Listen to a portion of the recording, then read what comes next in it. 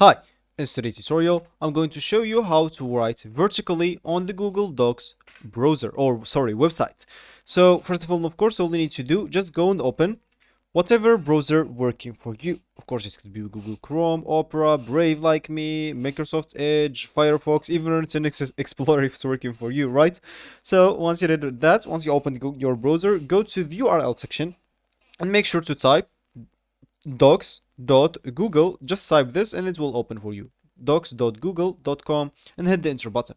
Of course, you will find the page for you. They will ask you to log in into your account by clicking at the sign up or sign in option at the top right corner. Of course, if you don't have an account, you will find a sign up option at the middle of your screen. Click on it to create an account if you don't have one. And once you did one of those options, you'll find yourself here with this home page or this main screen. And as we said in the beginning of the video, we would like to write vertically on the Google Docs website. So what if you want to do that? First of all, you can just go here and choose one of their templates if you want, or you can just go and create a blank project or blank documents. For me, I'm just going to open an old one because it will be the same. Let's just delete all of this. And here we are. We can actually start.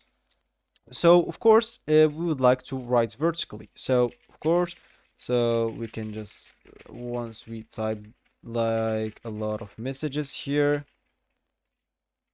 and once you type what you want, you can just go here and select all this text as an example and right click on that. And as you can see, you will find an option here which is change to landscape.